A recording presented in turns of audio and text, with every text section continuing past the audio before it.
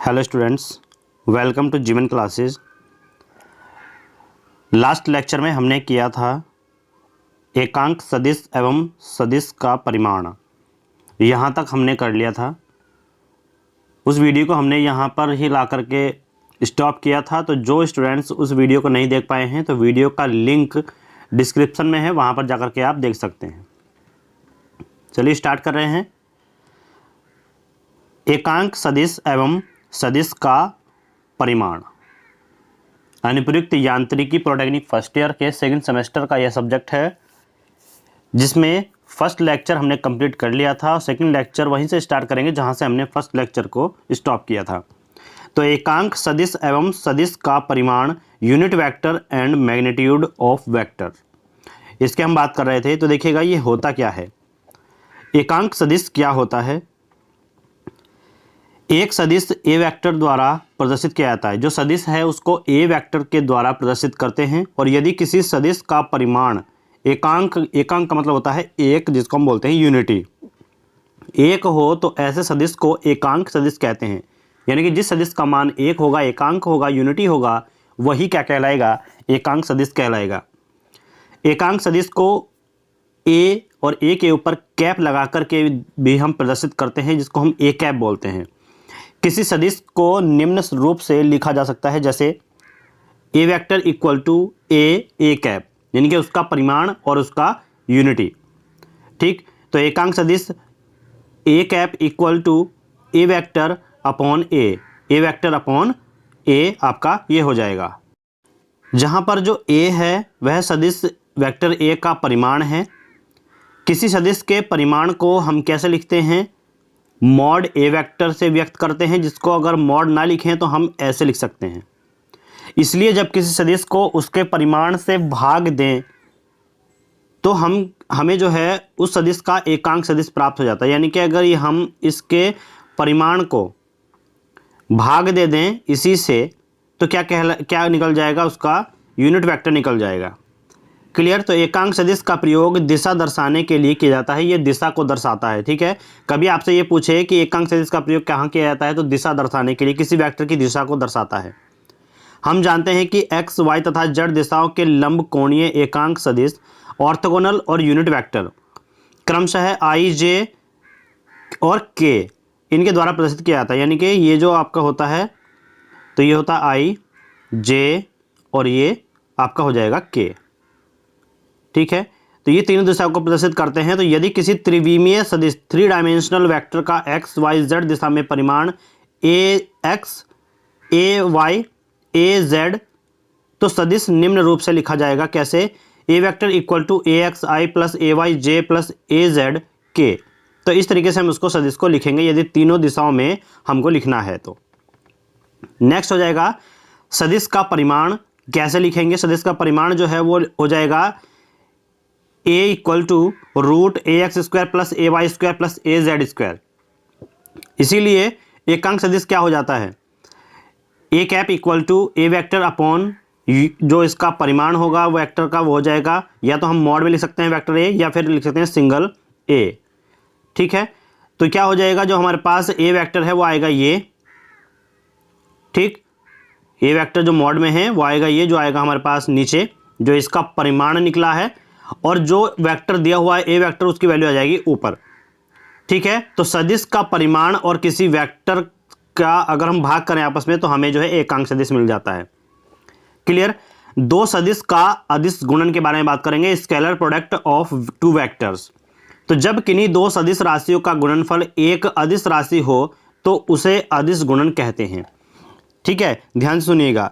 जब किन्हीं दो सदिश राशियों का गुणनफल, यानी कि दो सदिश राशियां हैं, उनका गुणनफल अगर हम करें तो एक अदिश राशि अगर आए तो उसे हम कहते हैं अदिश गुणन, या इसे हम डॉट प्रोडक्ट भी कहते हैं। ठीक है, इसके अनुसार दो राशि ए वेक्टर और बी वेक्टर किसी बिंदु पर एक दूसरे के साथ, हम क्या कह सकते हैं कि किसी बिंदु पर भी एक दूसरे के साथ, ये क्या है, ओ कोण, थीटा कोण पर एक दूसरे के साथ थीटा कोण पर कार्य कर रहे हैं। अतः उनका जो सदिश होगा, ठीक है, उनका जो सदिश होगा वह क्या होगा? A dot B vector equal to A B cos theta. ठीक है, क्या होगा, A dot B vector equal to A B cos theta, दो सदिश का अदिश गुणन जब हम करेंगे तो हमारे पास होता है A dot B vector equal to A B cos theta. जैसे कि हमारे पास ये कोई ओ बिंदु है और इस पर ये वेक्टर ए है और ये हो गया हमारे पास वेक्टर बी। यदि यह थीटा कोण पर काम करता है तो इसका जो सदिश होगा वह, इसका जो अदिश गुणन होगा वह क्या होगा, ए डॉट बी, इनके दोनों के ऊपर वेक्टर लगेगा और इक्वल टू में हो जाएगा ए बी और कॉस थीटा। ठीक है, तो इसलिए हमने ये बताया था। नेक्स्ट है, अब इसके बारे में देखेगा क्या है कि जहां पर ए और बी दोनों क्या हैं, ए व बी के परिमाण हैं, यानी कि ए और बी जो हैं वो दोनों ए वेक्टर और बी वेक्टर के परिमाण हैं। अतः दो सदिश का अदिश गुणन दोनों सदिश के परिमाण तथा उनके मध्य बने कोण की कोज्या यानी कि कोसाइन के गुणनफल के बराबर होता है। अर्थात जब हम इसका उदाहरण देखते हैं तो कार्य, शक्ति इत्यादि ये सभी जो है इसके उदाहरण होंगे। कुछ नोट पॉइंट हैं, बहुत ही ज़्यादा महत्वपूर्ण है। अदिश गुणनफल जो है क्रम विनिमय होता है, यानी कि कम्यूटेटिव होता है। ए डॉट बी को वेक्टर रूप में अगर हम डॉट प्रोडक्ट करें तो equal to B dot A product B vector dot A vector लिख सकते हैं और इसी के बराबर होता है ए बी कॉस थीटा। अदिश गुणन वितरित यानी कि डिस्ट्रीब्यूटिव होता है, जैसे A vector dot B plus C, A vector dot B vector plus C vector equal to A vector dot B vector plus A vector plus dot में सी वेक्टर। इस तरह से हम लिख सकते हैं, यानी कि एक बार बी के साथ लिखेंगे और एक बार सी के साथ लिखेंगे। ठीक है, जो बाहर है, सिंपली जो मल्टीप्लिकेशन वही है। दो लंबवत सदिश का अदिश गुणन शून्य होता है, याद रखिएगा। दो लंबवत अगर अदिश गुणन है सदिशों का तो वो क्या होगा, 0 होगा, याद रखिए। नेक्स्ट पॉइंट आपके पास देखिए, इस तरीके से आपको हो जाएगा, यदि वह लंबवत है, लंबवत का मतलब क्या होगा, थीटा इक्वल टू 90 होगा तो कॉस 90 क्या होता है, 0, तो वो जो है कंप्लीटली 0 हो जाएगा। दो समांतर सदिश का अदिश गुणन उनके परिमाणों के गुणनफल के बराबर होता है। दो समांतर सदिश हैं ए और बी, उनका जो डॉट प्रोडक्ट होगा, अदिश गुणन होगा, वह जो है ए बी कॉस 0 यानी कि ए बी के बराबर हो, क्योंकि कॉस 0 की वैल्यू 1 होती है। दो विपरीत सदिश का अदिश गुणन का परिमाण जो है निगेटिव होता है। देखिए, दो सदिश गुणन हैं, ठीक है, दो सदिश हैं ए वेक्टर और बी वेक्टर, इनका जो अदिश गुणन होगा यानी कि ए डॉट बी वो क्या होगा, ए बी कॉस 180 होगा यदि दोनों विपरीत हैं। तो विपरीत का मतलब क्या है, एक इधर है और एक इधर है, दोनों के कोण जो है बीच में कितना है, 180 है, तो क्या हो जाएगा, माइनस के ए बी। किसी सदिश का स्वयं से अदिश गुणन सदिश के परिमाण के वर्ग के बराबर होता है, यानी कि अगर ऐसे दिखाई दे आपको ए डॉट ए वेक्टर में तो आपको स्क्वायर कर देना है। समान लंबकोणीय एकांक सदिश का अदिश गुणन इकाई होता है, यानी कि I dot I, J dot J, के डॉट के, ये सभी क्या होते हैं, 1 होता है। ठीक है, लेकिन यदि हमारे पास आई डॉट जे और जे डॉट के डॉट आई अगर आ जाए तो उसका वैल्यू क्या होता है, 0 होता है, यानी कि अगर सेम आपको दिखाई दे तो उसका मान जो है 1 होगा, यदि आपको अलग अलग दिखाई दे तो उनका मान क्या होगा, 0 होगा। नेक्स्ट है, यदि A vector equal to A X I plus A Y J plus A Z K तथा B vector equal to B X I plus B Y J plus B Z के, तो अदिश गुणन जो है उसका क्या हो जाएगा, A dot B equal to A X I plus A Y J plus A Z के, तो ये हो जाएगा और डॉट प्रोडक्ट हो जाएगा बी के साथ। ठीक है, अब इसका करेंगे तो ए का ए के साथ करेंगे, ठीक है, तो आई हो जाए, आई के साथ तो हो जाएगा, लेकिन जब इसके साथ करेंगे तो वो 0 हो जाएगा। क्यों, हमने अभी बताया कि जो इसके जे के और के आई और आई जे होते हैं वो 0 होता है। तो देखिएगा, जब ये इसके साथ करेगा, ठीक है, तो आई और जे बनेगा तो आई जे क्या हो जाएगा, 0। तो इसलिए जो है इनको छोड़ देते हैं और छोड़ने पर हमें केवल क्या करना होता है कि आई के साथ करने पर जो आएगा बस उसको लिख देते हैं, बाकी सभी तो 0 हो जाएंगे। आई जे के साथ होगा 0, आई के साथ होगा वो भी 0, तो आई के साथ, जे के साथ, के साथ करने पर हमें ये मिला। और I dot I, J dot A, के डॉट के, ये सभी क्या होते हैं, 1 होता है। अदिश गुणन द्वारा दो सदिशों के मध्य बना कोण ज्ञात कीजिए। अदिश गुणन द्वारा दो सदिशों के मध्य बना कोण ज्ञात करने के लिए हमें लगाना होगा cos theta equal to A vector dot B vector upon A B. और ए और बी क्या होता है, देखिए ए वेक्टर और बी वेक्टर डॉट में क्या आया, हमारे पास ये आया था, ये हमने यहाँ पर लिखा। अब ए और बी का जो मॉड होगा यानी कि जो परिमाण होता है वो कैसे निकालते हैं, रूट में ए X square plus A Y square plus A Z square, इसी तरीके से बी से निकाल देते हैं। तो ये फॉर्मूला आप दोनों याद रखिएगा किस तरीके से ये हो रहे हैं। अब नेक्स्ट टॉपिक हमारे पास दो सदिश तथा अदिश गुणन। दो सदिश का सदिश गुणन। पहले तो दो सदिश का अदिश गुणन पढ़ा था, लेकिन अब की बार दो सदिश का सदिश गुणन, vector product of two vectors. तो जब दो सदिश राशियों का गुणनफल एक सदिश हो तो ऐसे गुणनफल को सदिश गुणन कहते हैं। इसे हम क्रॉस प्रोडक्ट भी कहते हैं। माना दो राशि ए और बी हैं, एक दूसरे के थीटा कोण पर झुके हुए हैं, तो उनका सदिश गुणन क्या होगा? तो याद रखिएगा, सदिश गुणन में आपको साइन लिख देना है और साथ में उसकी डायरेक्शन भी, लेकिन अदिश गुणन में आपको जो है कॉस लिखना है और उसकी डायरेक्शन नहीं लिखनी है। ठीक है, एन क्या है? एन एक यूनिट वेक्टर। अब देखिएगा, जहां पर ए और बी, याद रखिएगा जहां पर ए और बी क्या हैं, देखिए ए और बी सदिशों के परिमाण तथा एकांक जो हमारे पास ये एकांक सदिश है, ए और बी सदिशों के परिमाण तथा एकांक सदिश जो हमारे पास ये है, इसको एकांक सदिश बोल रहे हैं। एकांक सदिश है जिसकी दिशा ए वेक्टर और बी वेक्टर, ये ए वेक्टर और बी वेक्टर है, ए वेक्टर और बी वेक्टर के तल के लंबवत होती है।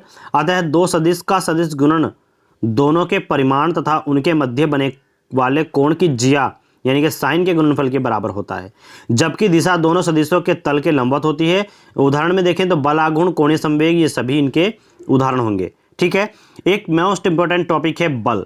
ठीक है, बल। अब देखिएगा यहाँ पर हमें बल को पढ़ना है। कहने का मतलब ये है कि मैकेनिक्स में जो फोर्स है वही सबसे ज़्यादा इंपॉर्टेंट है। देखिए फोर्स क्या है, हम हर जगह फोर्स को ही इसमें पढ़ने वाले हैं। तो कोई भी ऐसी क्रिया, ध्यान से देखिएगा, बल की परिभाषा आपको याद रखनी है। कोई भी ऐसी क्रिया जो किसी स्थिर या फिर समान गति से चलती हुई वस्तु की स्थिति में परिवर्तन करे, कोई भी ऐसी क्रिया जो किसी स्थिर या समान गति से चलती हुई वस्तु की स्थिति में परिवर्तन करे या परिवर्तन करने का प्रयास करे, तो वो क्या कहलाती है? बल कहलाती है। जैसे धकेलना, खींचना, उठाना आदि बलों के कारण ही संभव होता है। जैसे पृथ्वी का आकर्षण बल प्रत्येक वस्तु को पृथ्वी के केंद्र की ओर खींचता है, यह भी एक बल है। यह बल ही वस्तु का भार कहलाता है। और दरवाजे पर खींचने या धकेलने वाला बल लगाकर उसे खोला जा सकता है या बंद किया जा सकता है। ठीक है, किसी बिंदु पर पृथ्वी के आकर्षण के विरुद्ध बल लगाकर उसे उठाया जा सकता है आदि। संक्षेप रूप में कोई भी भौतिक क्रिया बिना बल के संभव नहीं है। कोई चीज़ उठाएंगे, फेंकेंगे, रखेंगे, सभी जो है बल के क्रिया के अनुसार होता है। अतः बल वह साधन भी है जिसके द्वारा कोई कार्य किया जाता है। ठीक है, बल जो है एक वह साधन भी है जिसके द्वारा जो है कार्य किया जाता है। न्यूटन के दूसरे नियम के अनुसार संवेग परिवर्तन की दर वस्तु पर लगाए गए बल के समानुपाती होती है। याद रखिए, न्यूटन का दूसरा नियम क्या कहता है? संवेग परिवर्तन की दर वस्तु पर लगाए गए बल के समानुपाती होती है। और इस नियम से यह पुष्टि भी की जा सकती है कि वस्तु पर लगाया गया बल वस्तु के द्रव्यमान तथा उत्पन्न त्वरण के गुणनफल के बराबर होता है। कहने का मतलब यह है कि F जो है, जो हमारे पास संवेग है डेल्टा P, उसके समय के साथ परिवर्तन जो कहलाएगा वो F के समानुपाती होगा, बल के समानुपाती होगा। ठीक है, इसके बाद हम लिख सकते हैं कि F इक्वल, जब हम इसको जो है इक्वल में बदलेंगे तो एक कांस्टेंट आ जाएगा K, और जहां पर K की वैल्यू क्या है? 1 है। तो F equal to delta P upon delta T, और डेल्टा P को हम क्या लिखते हैं? संवेग P इक्वल टू क्या होता है? mv होता है, लेकिन डेल्टा है तो क्या हो जाएगा? mv माइनस mu हो जाएगा, mu। ठीक है, mv माइनस mu। तो यहाँ से हमने क्या किया? देखिए यहाँ से हमने क्या m को कॉमन लिया, यहाँ से हमने m को कॉमन लिया, और m को कॉमन लेने पर हमें जो मिला अंदर v माइनस u मिला। ठीक है, v माइनस u। तो और v माइनस u क्या होता? v माइनस u होता है हमारे पास डेल्टा v। अब delta v upon delta t यानी कि समय के साथ वेग परिवर्तन की दर क्या कहलाती है? एक्सेलरेशन कहलाती है, त्वरण कहलाती है। तो इसलिए हमने क्या लिखा? यहाँ पे त्वरण रख दिया। तो क्या हो गया? F equal to ma। अब बल का SI मात्रक क्या बना? m क्या है? किलोग्राम, और एक्सेलरेशन क्या है? Metre per second square. तो क्या बना? न्यूटन, यानी कि न्यूटन जो है बल का SI मात्रक है। CGS में देखें तो क्या हो जाएगा? डाइन, और MKS में देखेंगे तो kgf, या फिर हम बोल सकते हैं kgwt। ठीक है, बल के MKS मात्रक का SI मात्रक से संबंध क्या होगा? तो 1 kgf इक्वल टू होता है 9.8। जहां पर भी आपको इसको न्यूटन में चेंज करना हो तो 9.8 से आपको जो है यहां पर चेंज करना होगा। बल के एसआई मात्रक तथा सीजीएस मात्रक के मध्य संबंध क्या होगा, तो 1 newton equal to 1 kilogram metre per second square. तो 1 किलोग्राम इक्वल टू कितना हो जाएगा, 1000 ग्राम, और 1000 ग्राम इंटू 10 सेंटीमीटर पर सेकंड स्क्वायर, तो कितना हो जाएगा 10 की घात 5 डाइन। कितना हो जाएगा दोस्तों, 10 की घात 5 डाइन हो जाएगा। क्लियर। तो इस तरीके से इसको कन्वर्ट करना आप सीख लीजिएगा। ठीक है, कुछ पॉइंट हैं, यानी कि 1 न्यूटन वह बल है जो 1 किलोग्राम द्रव्यमान के पिंड में 1 मीटर पर सेकंड स्क्वायर का त्वरण उत्पन्न कर सके।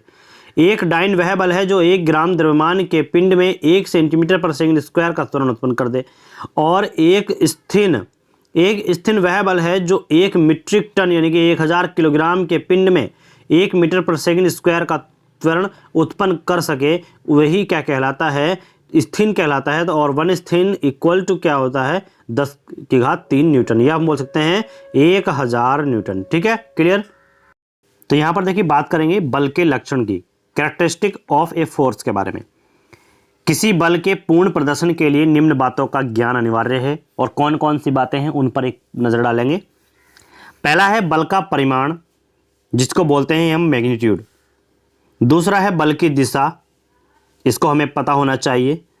बल का क्रिया बिंदु, ये आपको पता होना चाहिए। और बल की क्रिया रेखा, लाइन ऑफ एक्शन, ये आपको पता होने चाहिए, तभी हम बल को सही तरीके से एक्सप्लेन कर पाएंगे।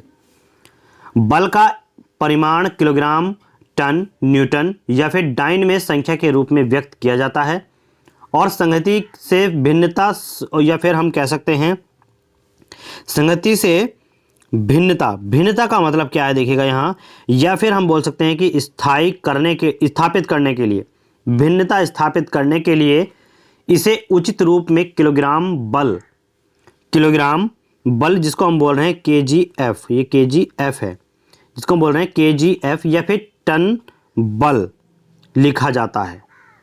बल की दिशा से तात्पर्य उस दिशा से है जिसमें बल क्रिया करता है। जैसे कि ये कोई ऑब्जेक्ट है, इस पर बल ऐसे लग रहा है, ये इधर को धकेल रहा है इसे, ठीक है। तो बल की दिशा से कारण मतलब ये है, जो ये जिस दिशा में कार्य करेगा बल की दिशा उधर होगी। जैसे दाएं बाएं, ऊपर नीचे, या अन्य किसी भी स्थिति में किसी एंगल पर, वहीं पर इसकी दिशा हो जाएगी। बल का एक क्रिया बिंदु, वस्तु पर वह स्थान है जहां पर बल लगता है। कोई ये हमारे पास वस्तु है, यहाँ पर बल लग रहा है, तो ये इसका क्रिया बिंदु हुआ। बल की क्रिया रेखा, बल की दिशा में एक सरल रेखा जो बल के क्रिया बिंदु से गुजरती है, ये कहलाती है। ठीक है, यानी कि हम कह सकते हैं कि बल की क्रिया रेखा, जैसे कि हमारे पास ये है, तो ये एक बल है, तो इसकी क्रिया रेखा ये हो जाएगी सीधी। ठीक है, तो इसकी एक सरल रेखा के रूप में अगर हम देखें तो बल की क्रिया बिंदु से यह गुजरती है, और यह जो है क्या कहलाएगी, जब हम आगे पढ़ेंगे ट्रांसमिसिबिलिटी ऑफ फोर्सेस, ये उसमें हम समझ लेंगे। न्यूटन का गति का तीसरा नियम हम पढ़ेंगे, तो Newton third law of motion में क्या कहता है कि इस नियम के अनुसार प्रत्येक क्रिया के बराबर, देखिए न्यूटन्स लॉ ऑफ मोशन में थर्ड लॉ क्या है। तो देखिए न्यूटन साहब ने कहा है कि प्रत्येक क्रिया के बराबर एक विपरीत प्रतिक्रिया होती है। प्रत्येक क्रिया के बराबर एक विपरीत प्रतिक्रिया होती है। यदि किसी वस्तु को हाथ द्वारा कुछ बल से नीचे दबाएं तो वह वस्तु भी हाथ पर उतने ही परिमाण का परंतु विपरीत दिशा में बल लगाकर दबाव का विरोध करती है। तो इस नियम का उपयोग अगले अनुच्छेद में हमने कैसे किया, आइए बताते हैं। देखिए ऐसे, क्रिया तथा प्रतिक्रिया का बल जो है, यही है न्यूटन का तीसरा नियम, गति विषयक तीसरा नियम है। देखिए एक्टिव एंड रिएक्टिव फोर्सेस, या बोल सकते हैं एक्शन और रिएक्शन। देखिए क्रिया रूप में लगने वाले बल को क्रिया बल तथा प्रतिक्रिया के रूप में लगने वाले बल को प्रतिक्रिया बल कहते हैं। क्रिया का मतलब है जो हमारे द्वारा लगाया जा रहा है, और प्रतिक्रिया का मतलब है जो इस मेज के द्वारा लगाया जा रहा है। ठीक है, अब देखिए ये एक उदाहरण दिया गया है, ये एक मेज है, ठीक है, ये एक बॉक्स रखा हुआ है। इस बॉक्स के द्वारा इस मेज पर एक क्रिया बल लग रहा है, और इस मेज के द्वारा इस टुकड़े पर प्रतिक्रिया बल लग रहा है। ठीक है, यानी कि ये मेज क्यों रुकी हुई है, क्योंकि इस टुकड़े के बराबर इस टुकड़े के लगाए गए बल के बराबर ही ये है जो है हम कह सकते हैं कि मेज जो है उस टुकड़े के द्वारा लगाए गए बल के बराबर बल लगाने में समर्थ है। तो जब तक यह बल जो हमारे क्रिया बल है वह ज़्यादा नहीं होगा प्रतिक्रिया बल से, तब तक यह मेज जो है टूटेगी नहीं। लेकिन जिस क्षण क्रिया बल प्रतिक्रिया बल से ज़्यादा हुआ तो उस टाइम जो है जो हमारी टेबल है, मेज है, उसकी स्ट्रेंथ जो है खत्म हो जाएगी और वह जो है फ्रैक्चर हो सकती है। उपयुक्त उदाहरण पर एक वस्तु जब दूसरी वस्तु के संपर्क में आती है तभी बल क्रिया कर सकते हैं और क्रिया के फलस्वरूप प्रतिक्रिया बल लगते हैं। इसके अतिरिक्त किसी वस्तु पर क्रिया बल लगाने पर उसके अंदर के कण भी प्रतिक्रिया बल लगाते हैं। ठीक है, तो ये था हमारे बल के बारे में। और बल को इस तरीके से आप समझ सकते हैं कि कैसे हम एक मेज पर या कुर्सी पर बैठते हैं और वह कुर्सी जो है हमारी बॉडी पर भी फोर्स लगाती है जो कि हमारे द्वारा लगाए गए फोर्स के विपरीत होगा और इसीलिए वह जो है सही सलामत बनी रहती है। लेकिन जिस टाइम पर आपका लगाया गया क्रियाबल, आपका क्रियाबल जो है प्रतिक्रिया बल से ज़्यादा होगा तो आपके जो है जो भी ऑब्जेक्ट है जिस पर आप बल लगा रहे हैं वह फ्रैक्चर होने के चांसेस होंगे। बल की स्थानांतरणशीलता का सिद्धांत, प्रिंसिपल ऑफ ट्रांसमिसिबिलिटी, हमने अभी कहा था कि जो लाइन ऑफ एक्शन उसके बारे में हम यहाँ पर जानेंगे तो देखिएगा। इस सिद्धांत के अनुसार एक दृढ़ पिंड या फिर वस्तु के किसी बिंदु पर यदि कोई बल क्रिया करता है तो यह बल अपनी क्रिया रेखा के किसी अन्य बिंदु पर जो वस्तु के साथ दृढ़ता से जुड़ा है क्रिया करता हुआ माना जा सकता है। ठीक है, कहने का मतलब यह है कि फिगर के माध्यम से आप समझ सकते हैं, बिल्कुल साफ साफ देखिएगा। हमने क्या किया, बल का परिमाण जो है वो कोई देखिए हमारे पास एक ट्रांसमिसिबिलिटी ऑफ फोर्सेस आप देख सकते हैं, ट्रांसमिसिबिलिटी ऑफ फोर्सेस। हाँ, तो यहाँ पर देखिएगा एक चित्र आपको दिखाया गया है यहाँ पर ये, ठीक। इस पर क्या हो रहा है कि यह वस्तु बिंदु ए पर एक बल लगा रही है। बिंदु ए पर जो है एक बल लगाया जा रहा है AC, ठीक है, AC एक बल लगाया जा रहा है यहाँ से ये, ठीक है। इस बिंदु पर एक बल लगा रही है, यानी बिंदु ए पर एक बल लगाया जा रहा है, बिंदु P पर, ये बिंदु P है, इस पर एक बल लगाया जा रहा है। किसके कारण? इस वस्तु के कारण, यानी कि यहाँ से यहाँ। अभी तक यहाँ पर क्लियर है। और इसकी दिशा क्रिया करते हुए ये बल दिखाई दे रहे हैं इधर। इस बल की क्रिया रेखा AC को माना और इसी वस्तु में बल की क्रिया रेखा पर एक बिंदु B लेना है। हमने एक बिंदु B यहाँ पर ले लिया, ठीक है। अब B पर क्रिया रेखा AC जो है उसके दो विपरीत तथा P मान के ही बल लगाइए।